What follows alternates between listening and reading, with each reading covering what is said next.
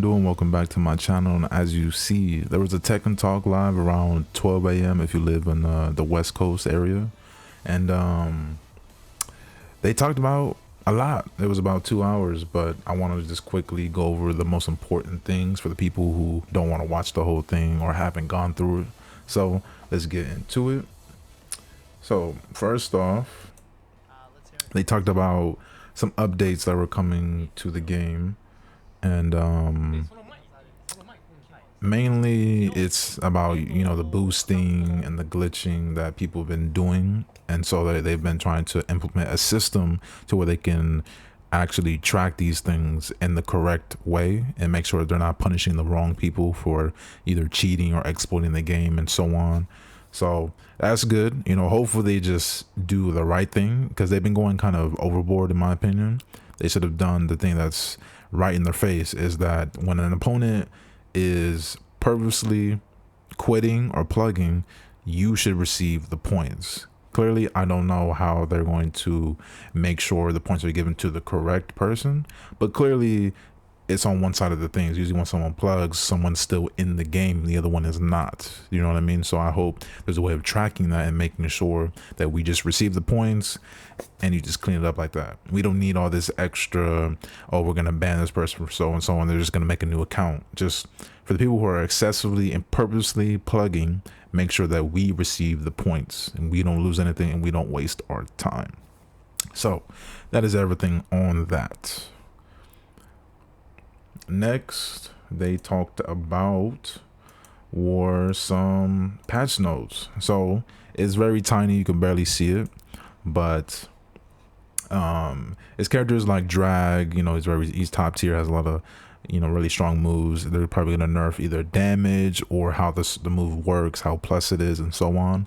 Deviljin as well, Alyssa, some other couple names that they've mentioned. Is definitely, I might put the link below to where you can see the full spreadsheet of all these changes they made to characters. Luckily for me, none of my characters were touched, so hey, God bless. But it's just minor and balancing changes on certain things that are either abusive or weren't good enough. You know, some people received some advantageous changes, you know, to make the move better for that character. So not too bad, not too bad. The big one is Azucena. So her running move, let's see if they can show it for us. Let's see. And then also the active frames of the move have also been decreased by 3. So, you know, if your back's on the wall or something like that, some of these really kind of frustrating circumstances should be alleviated. So they're pretty much saying that, so the issue with Azucena, if you're a Tekken 8 player, you know this. Her running 3-2 is a knee punch. The issue with it is that it tracked really well and it's really plus, and it traps you, even at the wall, which is even the worst. Even just in the open area, the move is really good, and you couldn't really sidestep it or duck it unless you actually step, ducked, and then punish. So now they fixed it to where it has less active frames and you can sidestep it more easily and you can duck it more easily. So that is a huge change.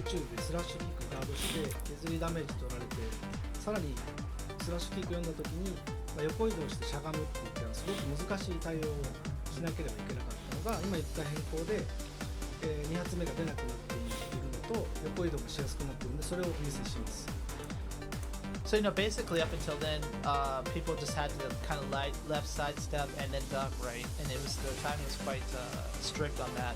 But now we changed it so you just have to evade the first hit. Like this.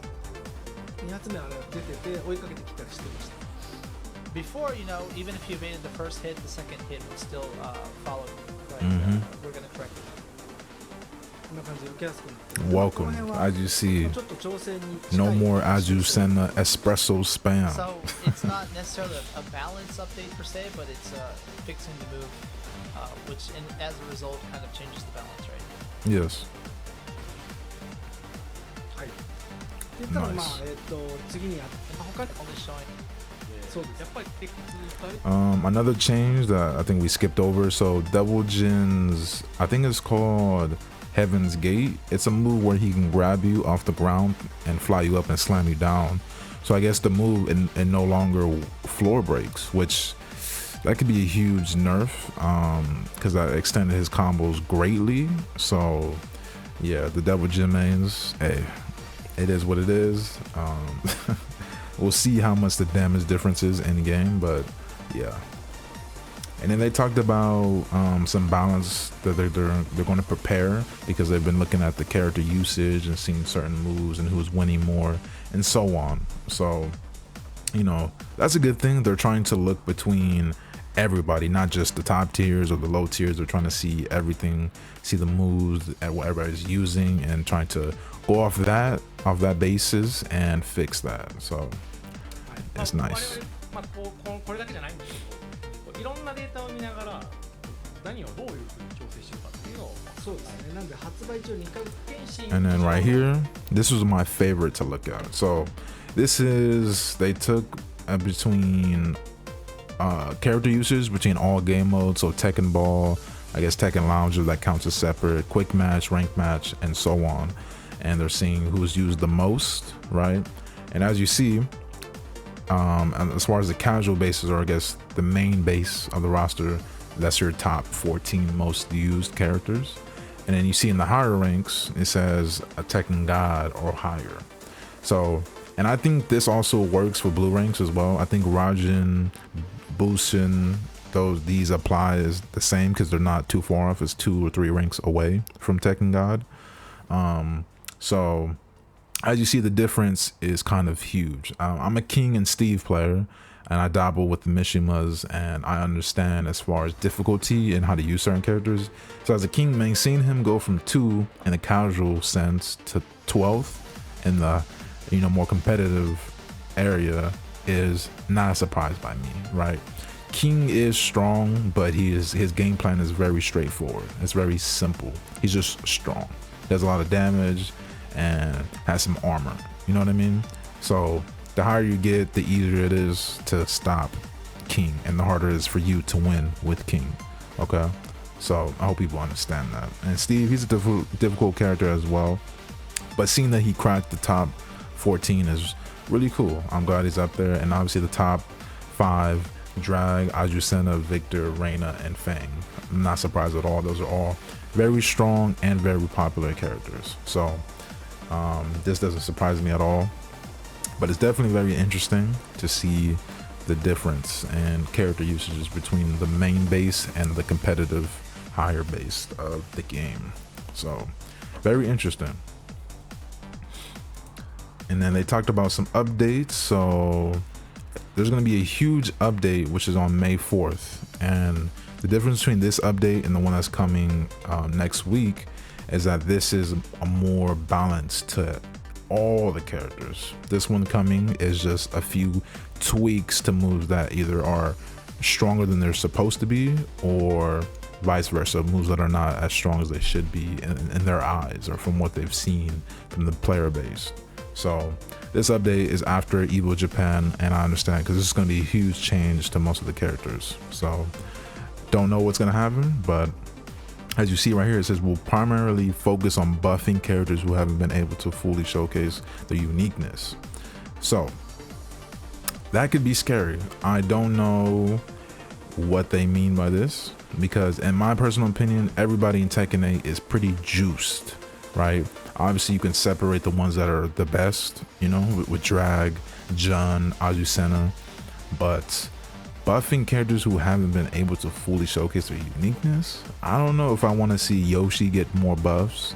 I don't think I want to see, you know, what's a character that's not used, Jack or Panda, to get some crazy buff. You know, they're rarely used, so that's how they're unique. Nobody uses those characters, so it would suck to run into a buffed up Kuma or buffed up Panda, and you know, yeah, that's all I have to say about that. I don't know what buffs or how substantial the buffs will be, but hopefully it's not too oppressive. Okay, what else? Oh yeah, so this is another huge one. So now when you're online, apparently if the match connection is terrible, the game will give you an option to quit out, and you won't lose any points, you won't take a loss of any kind. That is huge, because a lot of times you go online, someone's very laggy, connection's terrible, they might be far away or bad, just bad internet in general, and you kind of play it out. You might win, you might lose 50-50, and then you leave, right? And it kind of sucks. If you did lose, it's like, damn, I couldn't do much. So now you have the option, it looks like, to leave, and there's going to be more indications, it looks like, as far as to give a better display of what's going on between your matches. So I think that's good. And then a little quit button for the Steam version of Tekken. I guess you had to fully go into the options menus to quit, so now there'll be an optional option, besides Alt F4. So not bad. Oh, and I guess this too. So usually when there's a random stage, it doesn't show there's a random stage. Like in Tekken 7, if you chose a random stage, there'll be a question mark over the stage, and I guess it's not in Tekken 8. I honestly didn't even notice, so it looks like they're going to be adding that. Or is it just for a player match? Oh, I mean, that's like the only place you could really choose. So yeah, cool little change. So this one, 称号だったりとか the Tekken Fight Pass. So I know everyone's going to have different opinions on it, but in my personal opinion, we shouldn't trip too much about this. Number one reason is Tekken 8 is a huge game. The player base is way larger than Tekken 7, a lot of newcomers, and this game is here to last for a long time. So having a Fight Pass, which is a more new generational thing with games nowadays, I get it, but I see it as a W because we haven't really seen this. I know Street Fighter has a battle pass. I don't think MK has a battle pass. I'm not too sure, but this is cool. It gives you a way to play the game, right? So a lot of the times people complain, or one of the complaints was, we have all this fight money, what do we do with it? Kind of, it's either you play for rank, you play to get good, right? There is other game modes like Tekken Ball and so on, but this is a good way to make casual players want to play, and honestly, people like me too. Now there's daily and weekly objectives to unlock stuff, right? So if I see something cool that I want, why not? It gives me a reason to use, characters. Maybe there's a challenge where it says, hey, win 5 games with Jun, a character I would never use. Right now I'm going to use that character. Maybe I like that character. Like I said, I'm just giving examples. We don't know exactly what they're going to do, but it's probably going to be basic, like win a match, win 10 ranked matches, play Tekken Ball, beat 5 ghosts, whatever it is. It gives you a reason to go through all the game modes and get rewards for it. So long term, this is really good. Obviously short term, people are going to complain about, oh, they're making us pay for it. No, they're not making you. It's an option. It's optional. It doesn't affect how good you're going to play the game. So in my opinion, we shouldn't really complain about this. This should be seen as, yes, more content, right? Depending on the price, maybe we can have our judgments, but if it's fairly priced, $5-10, cool. The amount of rewards you're going to get for it is going to be substantial, right? And this is going to be a thing going on for the future. So we will see how that plays out, but in my opinion, I'm happy about this, right? I'm going to be able to play the game and still unlock new customizations, new artwork, new all this. Yes, I'll take it all day. So yes, I believe that's coming. Either is this on the current update? Let's see, 3rd update. Not sure when that's coming. Hopefully it's the same day as Eddy. And then they showed a new, I guess this is original, as a cyber pack, a type of clothes and hairs for characters, and then Yoshi's getting a classic costume, Eddy Gordo is getting avatar skin, so something nice. And they showed us the Eddy trailer. It's on my channel, make sure you check it out. But yeah, the last bit, he will be coming April 1st if you have the maxed edition of the game, and then April 5th, depending on or 4th, depending on your time zone, and if you have the regular version of Tekken 8. So, and yeah, I think that sums up about everything. I think it was a pretty good Tekken talk. you know, we'll see what more they add, whether it's in a good or bad way. I'm looking forward to it. I love Tekken and I'm here for it. New changes, and they also said give your opinions on them, obviously in a reasonable manner, not hey you need to be, you know, just let them know, hey Murray, can we have this, can it be possible, yada yada.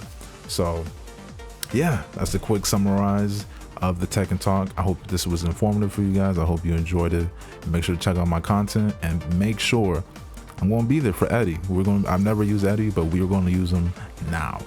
So be expecting that content. Thank you for watching, and I'm out.